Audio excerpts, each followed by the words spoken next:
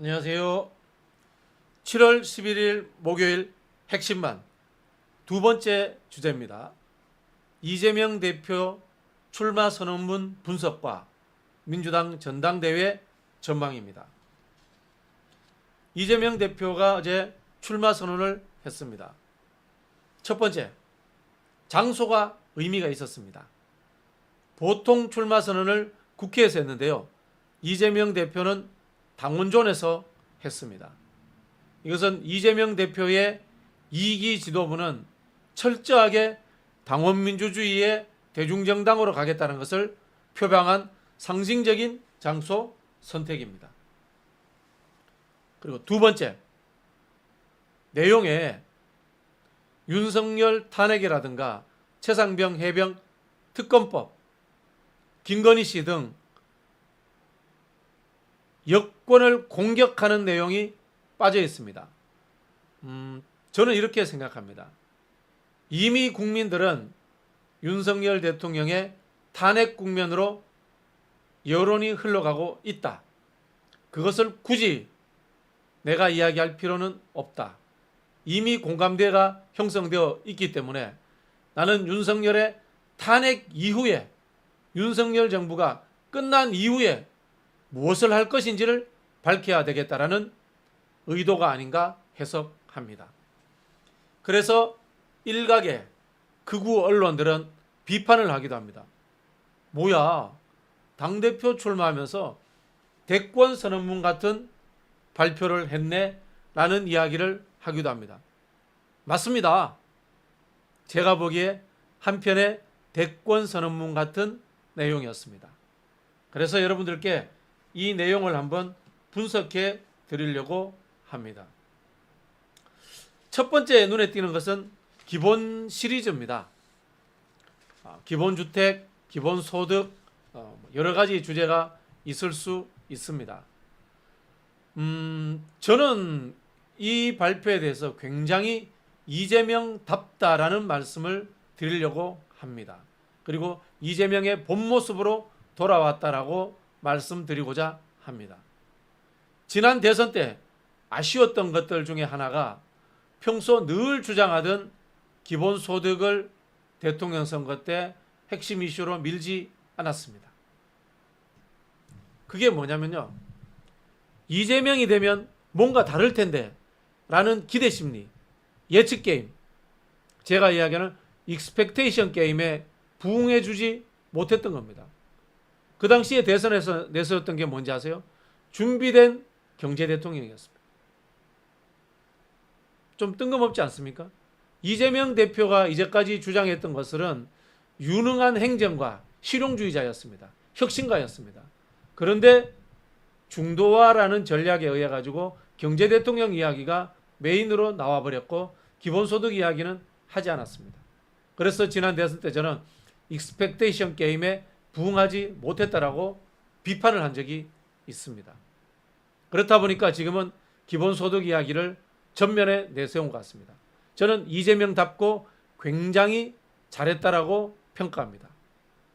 다만 기본소득의 세부적 부분에 있어서 복지정책으로서의 또는 국민들에게 현금을 나누어주는 호환성 복지로서의 기본소득만을 이야기하는 것은 미흡하다는 생각이 듭니다. 저는 이 기본소득 정책이 물론 제가 100% 동의하지는 않았습니다만은 소득주도 성장처럼 내수 진작과 경제 활성화라는 순환고리를 타고 가는 하나의 성장 정책으로서의 의미도 부여했으면 좋겠다라는 생각이 듭니다. 물론 이번에 짧은 시간에 발표였기 때문에 그런 내용들이 충분히 들어있지는 않았습니다만은 과학기술에 대한 투자라든가 미래의 먹거리, 일자리 문제를 언급한 부분들과 저는 합쳤으면 좋겠어요. 합쳐가지고 이것이 성장 담론으로서의 기본 시리즈 전략도 역할이 부여됐으면 좋겠다라는 말씀을 드리겠습니다. 다시 해석하면요, 이제까지 기본 시리즈는 복지 정책으로만 해석이 되었습니다. 그러나 저기 여기에 플러스 알파에서 경제 성장 정책으로서의 역할도 같이 되었으면 좋겠다라는 말씀을 제가 드리고 있는 겁니다. 두 번째, 평화가 경제다라는 이야기를 이재명 대표가 했습니다. 이 부분은 김대중 노무현으로부터 이어져 왔던 민주당의 기본 입장을 재표방했다는 측면에서, 그리고 윤석열 정부의 이 맹목적인 대결 정책을 비판한다는 측면에서는 의미가 있습니다. 그러나 저는 솔직히 여기는 좀 많이 미흡하다는 생각이 듭니다. 이재명 독트린이 나와야 됩니다.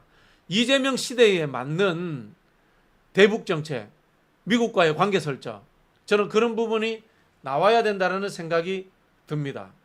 왜냐면요, 분명히 중도층 일각에서 과거 노무현 정부 그리고 문재인 정부의 대북 정책에 대한 불만이 있습니다.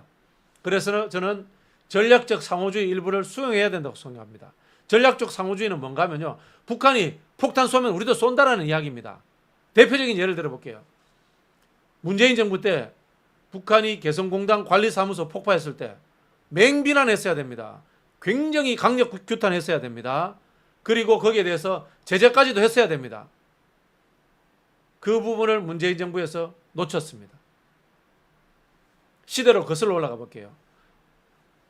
2000년대에 6.15 정상회담을 하는 와중에도 서해안에서 충돌이 있었습니다. 연평해전이 있었습니다. 그때 김대중 정부의 해군이 북한군을 쳐받아가지고 쳐부셨습니다.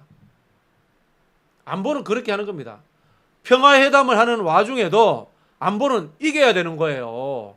평화회담을 하고 있기 때문에 안보에서 우리가 한 수 접어줄게, 안보에서 우리가 북한에 대해서 할 말 못한다, 이렇게 하면 안 되는 겁니다. 그래서 저는 문재인 정부에서 했던 것과 같은 뜨뜨미지근한 그런 접근이 아니라 전략적 상호주의 일부를 수용해서 평화와 경제협력은 더 획기적으로 추진하되 북한과의 마찰 국면에서는 강력하게 대응해야 된다는 그런 논리로서의 이재명 독트린이 필요하다는 제안을 드리고자 하는 겁니다. 여기에는요, 평화협력 부분에 있어서는 개성공단 문제라든가 금강산 재개방 문제에 있어서 미국의 눈치를 봤던 부분들도 저는 성찰해야 된다고 봅니다. 그 부분은 미국의 눈치 보지 않고 대담하게 하는 거예요. 그리고 미국이 난리치면은 쓸어 담을 수 없으니까 죄송합니다 라고 이야기하면 또 끝인 겁니다. 외교라는 것이 그렇게 저지르는 맛이 있어야죠. 그런 부분들까지 이재명 대표가 저는 준비하고 있을 거라고 봅니다. 왜? 이재명 대표가 곧 미국 가실 거라고 봅니다. 그러고 나면은 이런 부분들도 저는 포함해서 다시 한번 발표하지 않을까라고 생각을 합니다. 전당대회는요, 그냥 단순히 당대표 뽑고 지도부 뽑는 것이 아니라 이런 노선 투쟁의 장이기도 하고 집권 비전의 발표회이기도 합니다. 이재명 대표가 여기에 대해서 굉장히 원칙적으로 저는 잘하고 있다라고 생각을 합니다. 다만 최고위원 선거에 대해서는 저는 비판의 목소리를 높일 생각입니다. 이재명 파리만 하지 마시고요, 본인이 무슨 역할을 할 건지 이재명 대표처럼 정확하게 보여주십시오. 하다못해 이런 이야기 하셔도 됩니다. 나는 이재명 대통령 되면 거기에서 나는 경제부총리 할 거야. 그래서 나는 대한민국 경제를 이런 식으로 끌고 갈 거야. 양극화를 해소하고 민주당이 부족했던 성장 정책을 입안하겠어 라고 이렇게 하셔도 됩니다.